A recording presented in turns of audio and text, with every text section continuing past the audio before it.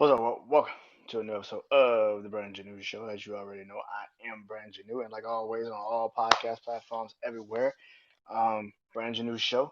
Also, YouTube channel, BrandonJaneauShow, and also social media platforms, BrandonJaneauShow. Instagram, TikTok, Facebook, you know. So shout out to everybody who's been following, subscribing, listening. Appreciate you guys. Thank you from the bottom of my heart. Appreciate it. More episodes coming soon. Been working. Well, not this past couple of days. I've been sitting on my ass. But that's another story I'll talk about later. Um, but let's get into it. So tonight's episode is Life and Times with music. Um, again, like I said, sitting on my ass. I was supposed to do this last night. Just was tired. Anyway. So tonight I'm doing an artist, but this person is more than just an artist. He's more than just an artist. He's one of the greatest musical geniuses of all time. He's possibly one of the greatest producers of all time. One of the greatest uh, creators of all time. Um, Damn sure revolutionary when it comes to um, the direction of where he wants to go next. He's made countless hits, but also have made countless artists uh, successful. If you don't know who I'm talking about, the man's career has spanned it now. I would say about a good old 40 years. Yeah, 40 years. Good God, 40 years since the first time we ever heard Straight Outta Compton. Damn. And he was one of the founding members of NWA. Ladies and gentlemen, I am talking about Dr. Dre, one of my favorite producers, possibly one of the greatest musical minds, musical genius, probably one of the greatest uh, business men in the industry. Like the man is an incredible uh, composer of this thing we call music, man. He is the reason why we love instrumentals so fucking much. I mean, yeah, I know people gonna say, well, instrumentals always been around. That's something different about a Dr. Dre instrumental. Though. You know immediately when you hear Dr. Dre instrumental. Oh, it's Dr. Dre, nigga. Oh, it's different. Oh, it's different. Dr. Dre started his career what 1986, 7 with NWA. Niggas with attitude. In that group was DJ Yella, MC Ren, Ice Cube, and Easy. That another member. I can't remember who. But also DOC was a part of that group as well. Even though he technically wasn't a part of NWA, he was a part of the family. He was a part of that structure. And Dr. Dre. Like I said, the first time we hear Dr. Dre ever is NWA. He's straight out of Compton project.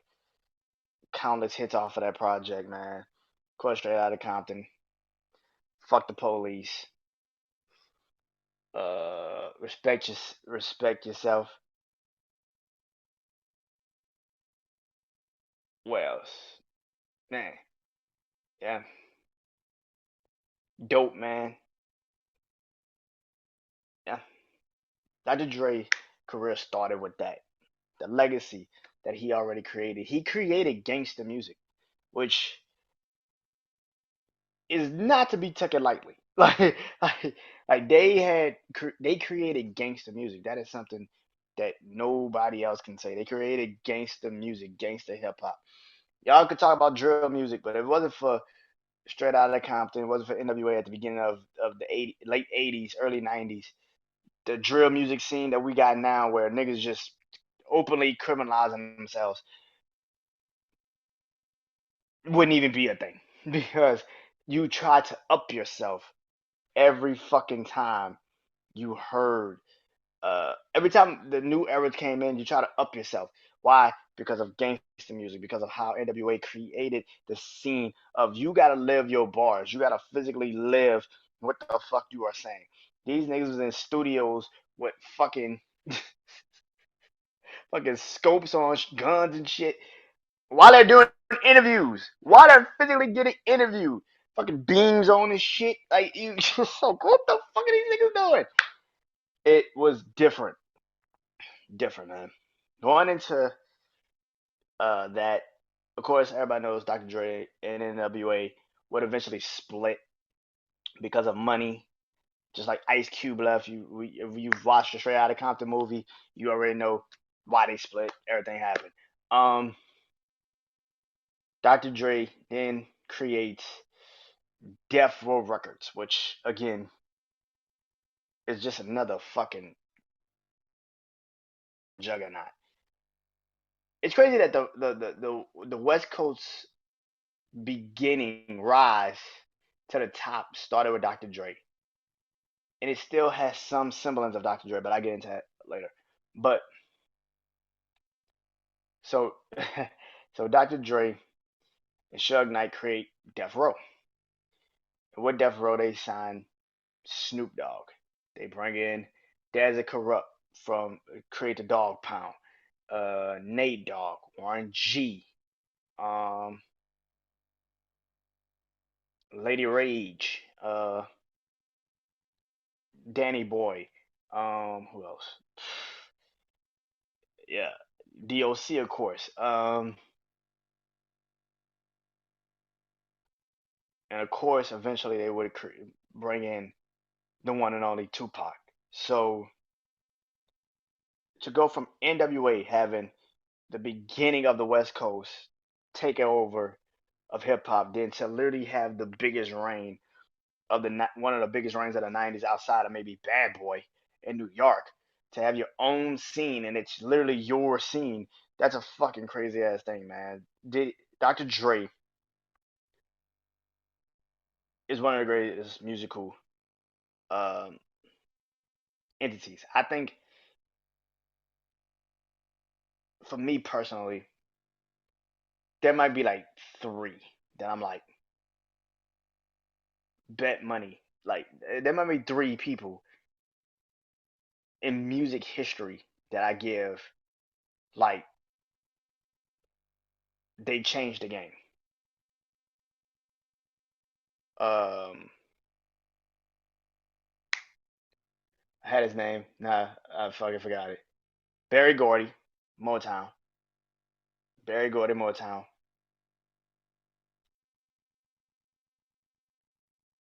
Just the music that Motown did. And by the way, I'm gonna do a Motown Records live and times music. I would say uh, Russell Simmons and Rick Rubin, Def Jam, creating Def Jam, which was the biggest hip hop label. And then I would say Dr. Dre.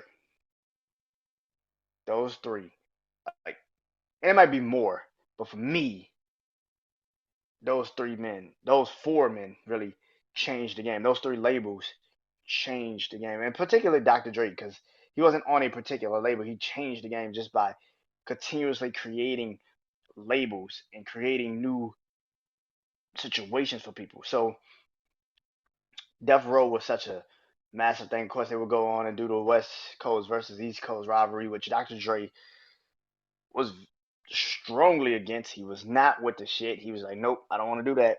I got friends on the East Coast. I'm not doing that. So when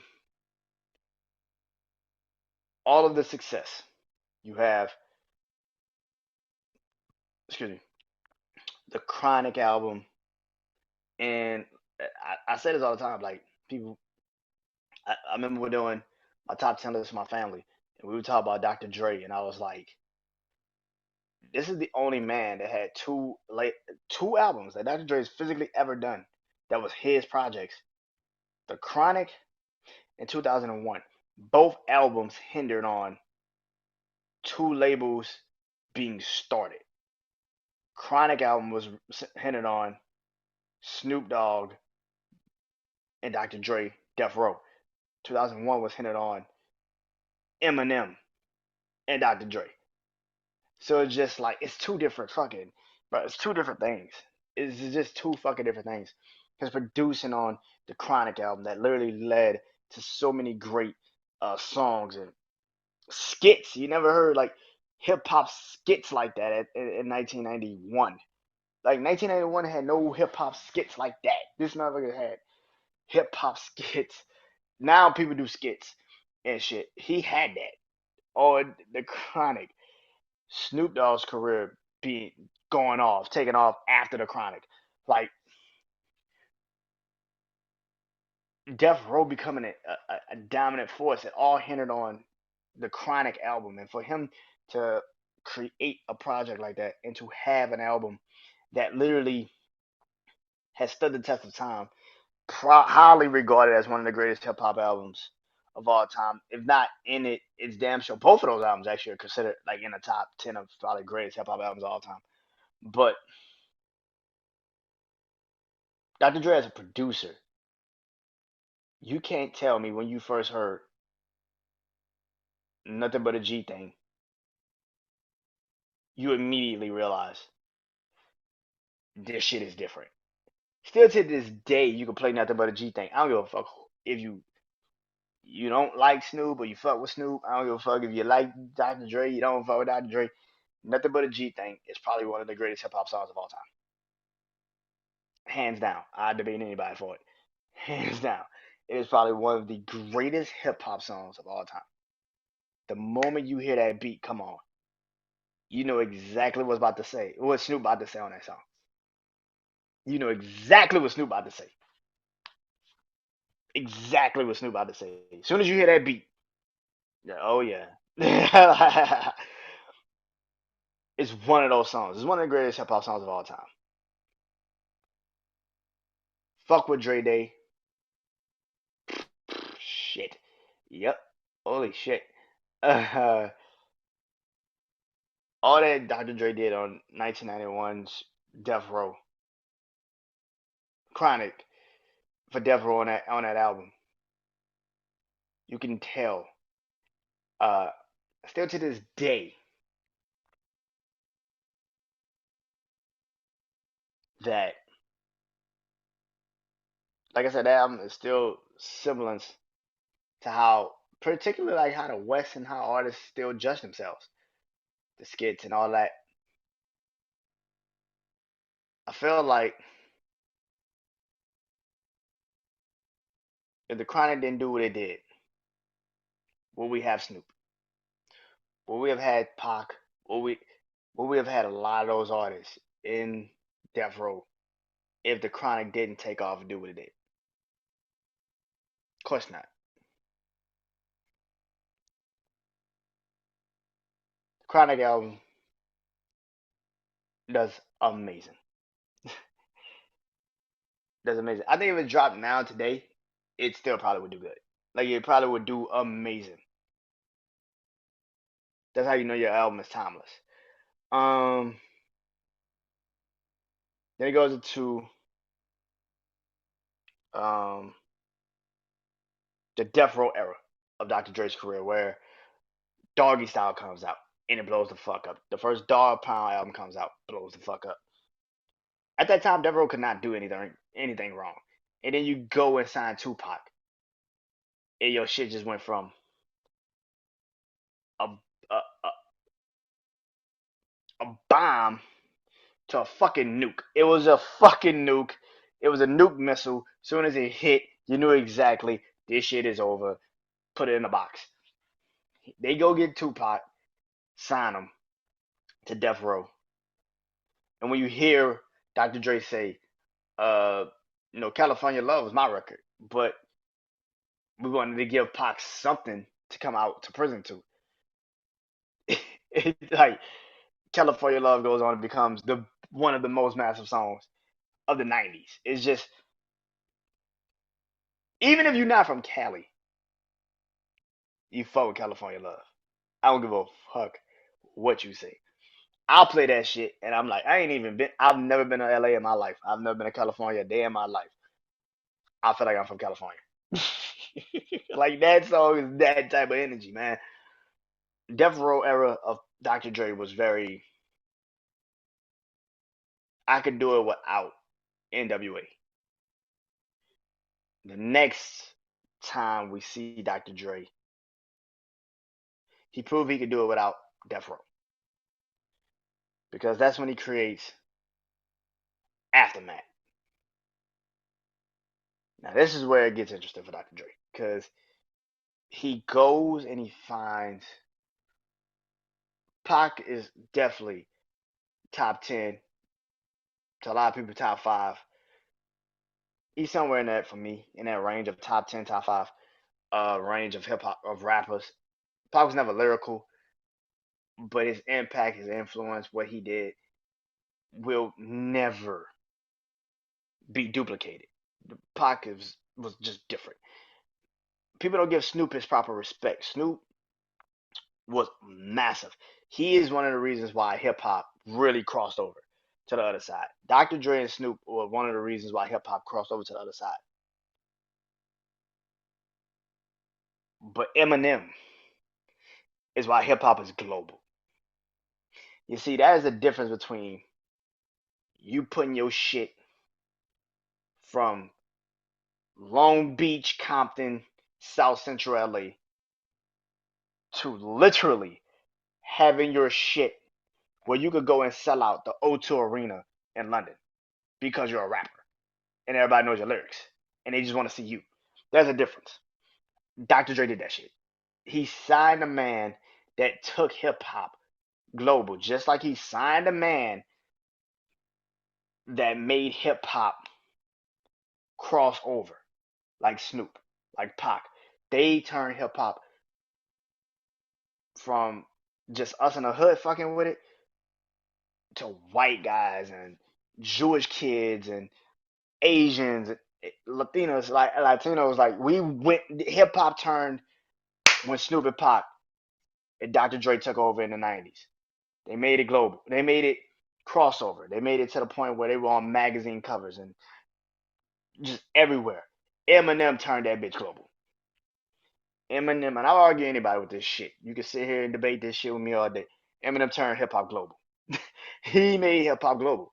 So for Dr. Dre to have a hand in that motherfucker's career too, you gotta be like, Doc. He not only made gangster rap, but he also made hip hop a mainstream thing. Then he signed somebody that took hip hop worldwide, like Eminem. Dr. Dre is one of the greatest fucking influences ever. I can fuck with anybody to say. He signed Shady, and they create Slim Shady LP. This shit is a fucking juggernaut. My name is, which by the way, I'm doing an Eminem episode as well. My name is uh, Guilty Conscience, which is still one of the most. That song cannot come out today. Like, like that song could not have come out today. You know how many people be outraged on Twitter if that song was to come out today in life?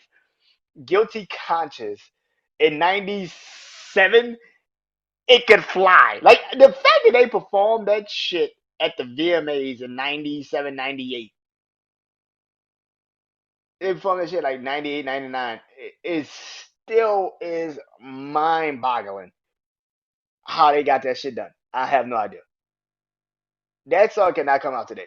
Go listen, if you know what I mean, you know what I'm talking about. Guilty Conscience, Eminem, Dr. Dre. You know what I mean.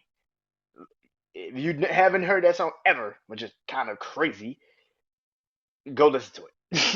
It's like you be like, what the fuck? It couldn't come out today. It couldn't. But then he goes off and then he brings in that, and then he does the 2001 Chronic album, like I said, and it hinders on Eminem again. But this time he brings in what he still has from Death Row, and that's Snoop. And then you get classic songs like Still Dre, Next Episode with the late great Nate Dogg, Snoop Dogg, Corrupt. Um, man, it's shit. Forgot about Dre. Explosion. Fucking, what's the difference with with Exhibit and Eminem? Like, 2001 is still used to this day of like sampling. You still use like, there's still people that use like you people on Netflix. The first trailer I saw was, what's the difference? Playing in the background. What's the difference? Like it's still used. It's still one of those projects. It's still one of those projects that still has songs in heavy rotation over time. What's the video that everybody loves on social media that always pops up? This kid in a gymnasium. Everybody sitting down. He's on the piano. He's fucking around with the keys, and then he starts playing Still Dre, and everybody loses their shit. Like it's that type of energy, man. This man has created that. The fact that he also gave. So when 2001 came out, 98, 99, to hear Still Dre was written by Jay-Z, who at that time wasn't Jay-Z just yet. Like, he had Reasonable Doubt out. He had the volume, Sean Carter's Lifetime, volume 1 and 2 out. He had some shit out, but he wasn't Jay-Z yet. So for Dr. Dre to fly that man out to LA to write Still Dre for him and Snoop, it's fucking crazy to hear that shit. It's like, what? What? Crazy, man. This man, musically, is incredible, man. You move on, and then Eminem becomes again a fucking juggernaut in the industry, man. But then he helps. Then Eminem starts Shady after Shady Records, and in 2002, who they go sign? 50 Cent. So it's just like they bring in 50, and now Dr. Dre has a hand in his career. 50 Cent becomes the biggest fucking name on a planet. Like in '03, again, you have another artist that is just around that situation and becomes a fucking juggernaut. 50 Cent now has gone off and done great things with his career. He might not be making music like he was, but he's still 50 fucking Cent. You know who the fuck he is? He's an executive producer. He's a creator of content that we all love. And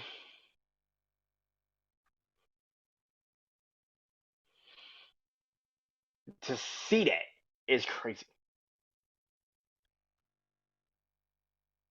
And a lot of people sit here and say, well, 50 is more of an Eminem project than he was a Dr. Dre project. And that's true. I agree. But you still get a hand in it because of the fact that he still put 50 went in the studio and worked with Dr. Dre on that Get Rich or Die Trying album, which, by the way, turned 20 years this year. So that is his legacy. And then you go off and then you go and he finds another up and coming rapper in his same place where he's from, Compton. The Game. He brings the Game to G Unit. He teams them up with them. He becomes a fucking juggernaut in what, '04? Like '04 he becomes a juggernaut. Like I would say '04, '05. Yeah, '05, because I think '04 was like Kanye's year. '05 was the Game year. So the Game becomes a juggernaut. Massive documentary. Blows the doors off the hinges. Stays quiet after that, right? Game 50 had their situations. Eminem leaves for, he's going through drug addiction, and at that time he leaves, and then again, a man like that has never gone. He's always listening. He's always got his hands on something. you hear Dr. Dre is creating headphones. Like, what? Jay-Z's got clubs and Rock Nation and sports companies. Diddy's got Ciroc and all this shit. And Dr. Dre is creating usable fucking headphones. Nigga, what? He like, nigga, what? He doing what? And then you see him, you get him. It's the best headphones you ever had. He creates beats. Beats by Dre, just in case you needed to know who the fuck made them. He made sure, yeah, it's Beats by Dre. Like, he made you know, motherfucker, this is my creation. I did this. He was like, I don't do clubs, I don't do drinks, I don't do all that shit. I make music. I am a producer at heart. I know how to do this shit. And I want the best sounding quality headphones for everybody to have that type of energy. And he goes noise cancellations, all that shit. He creates Beats by Dre. The shit takes off in 08, 09. The skyrocket. Gone. The fucking shit is a banger. Like, he is just killing it with headphones. These niggas got clothes, drinks, clubs, fucking companies. This nigga made headphones. $100 million out the gate. Like, what the fuck? He made something that is literally just some shit you just have in the house. He made it a thing. He made it actually something to behold. Simple shit. He also did something that hasn't been done. He brought back a genuine quality for people. Because a lot of people, I don't remember having headphones. We didn't have headphones like that when I was out, like in 08, 09. People were starting to get MP3 players. I had an MP3 player by that time and shit like that. But an iPod was out. So you needed something to kind of listen to the music. So when he creates this, it's just like, oh, all right. Then it serves around the schoolyard a couple times. And you hear like, oh, this shit good, motherfucker. Like, I'm trying to get some beats by Drake. Excuse me. Niggas literally was going having Christmas presents be headphones. Nigga made that Christmas present headphones. That's how fucking good that shit was. Think about that. Like think about that. Nigga, you had a Christmas present. Your Christmas present probably was, hey, can I get some Beats by Dre? What? That's crazy. So moving to 2011, 12 ish. Yeah, about 2011, 12. There's another artist coming into the game that you're hearing about and you're hearing about and you're hearing about. Comes from Compton. Signed to TDE. But for somehow, some way, he ends up with a legend. Y'all know what I'm talking about. K. Dot, Kendrick Lamar, Dr. Dre, and Kendrick are working together. And you hear that and you're like, oh shit. Yeah, like, all right, let's see what happens. Oh, nothing, just Good Kid, Mad City, To Pimp a Butterfly, Damn, like simple shit. You know what I'm saying? Simple shit. You know what I'm saying? You know, not just the best three trilogy albums that you've ever fucking heard, probably ever. Like, just the fact that that man, and again, it's just the fact that Dr. Dre knows how to pick the people to represent what he believes that's gonna be next. That happens, and then he goes and starts to work with up and coming artists again,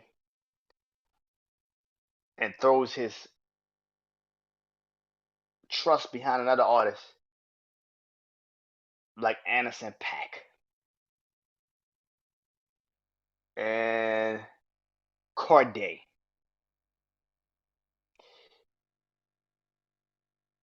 Dr. Dre, and somewhere in the mix of having all those artists, the new breed of artists, he sells Beats by Dre for $1 billion to Apple. This man became the first rapper to sell something for $1 billion fucking dollars.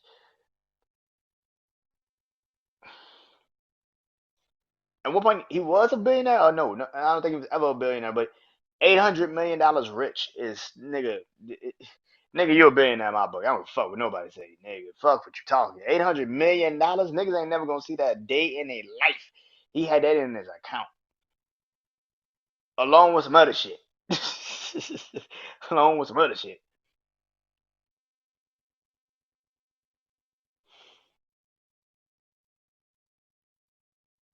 Dr. Dre continues to make history. Can we not forget about last year's Super Bowl performance of him being the first? He technically, because everybody was coming with him. It was Dr. Dre and Dr. Dre and friends, pretty much. Dr. Dre and his sound. So everybody that was with him on that stage was literally a pupil of who he was, where he comes from, pretty much where how far he's been in the industry, and to see Snoop, see M50, Kendrick, Anderson .Paak, Mary J. Blige, who he's worked with countless of times. I mean, Family Affair is literally produced by Dr. Dre.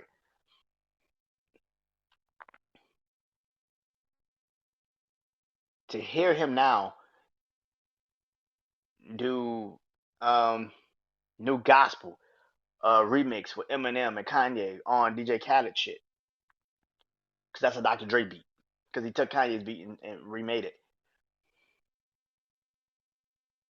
Dr. Dre is one of the greatest musical geniuses ever. Like I said, he's one of my favorite producers of all time. Uh, the reason why I probably love Dr. Dre probably more than any other mogul in hip hop, maybe outside of maybe Jay Z, him and Jay are probably like 1 and 1A, because Dr. Dre's quiet. You don't hear him. You don't hear him coming. That's the thing. I love people. I ain't gotta announce what I'm about to do to you. I'ma just do it. I ain't gotta say it. You ain't gotta hear me all day. I'ma just do this shit. Dr. Dre is one of, if not the greatest, just musical people that have ever graced music. 40 years this man has been fucking doing music. And every time he does something, I remember around the Super Bowl time when he was about to get on the stage, he started dropping these songs from Grand Theft Auto. He's been on doing Grand Theft Auto mobile, online shit. He's been, the producer of those songs. And to hear him and Nipsey, I wish they would actually really did a song together in real life when Nipsey was here. But to hear him and Nipsey on Diamond Mine and Embrace Ty Dolla Sign, and also, you know, ETA, where him and Anderson .Paak and Snoop and Busta Rhymes, and then him and Ross, and I wish Dr. Dre would drop Detox. I don't know if he would still drop. I don't know if he's gonna ever drop it. But if he does, man, I really, really, really, really, really hope it's exactly what we think it would be. Maybe he has a lot more new artists on a project like Kendrick and Cole, Carday, GID, Wayne, um, Eminem, of course, Snoop, maybe 50. You know, uh, Drake. Like, I would love to hear those new artists with him. Anderson .Paak, Bruno. Like, I would love to hear his sound with them, like a physical, like hear them. And of course, have Jay and a lot of the OGs on their bus and all them. But Dr. Dre is a fucking juggernaut, man. Dr. Dre has been doing this for 40 fucking years, and the respect I have for this man, it grows every day. The musical catalog is impressive as fuck. It's never gonna be touched. The fact that this man has been for 40 years, he's created a genre of music,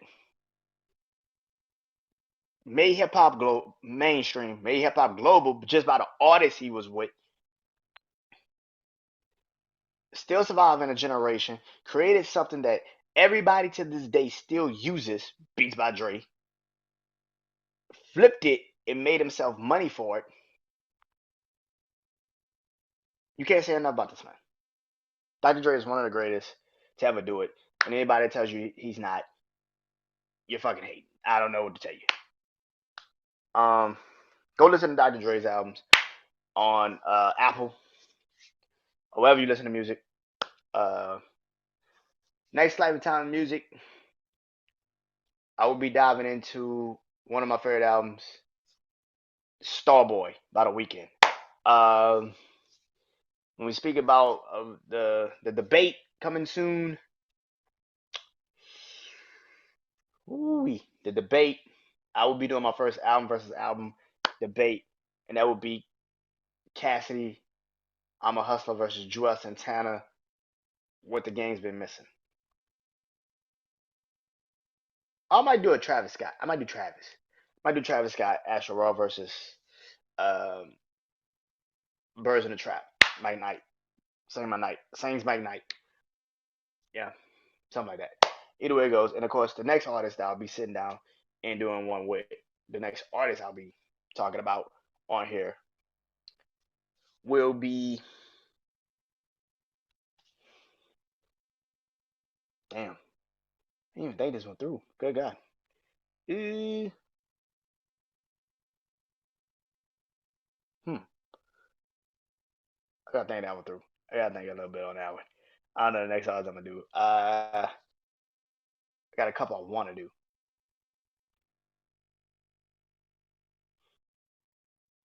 Yeah, I got a couple I want to do. I'll probably say Eminem. Probably Eminem. Yeah, I do Eminem. So those are the next couple album episodes for Lifetime Music. Hope you guys enjoy it. My name is Brandon Janeau. Peace.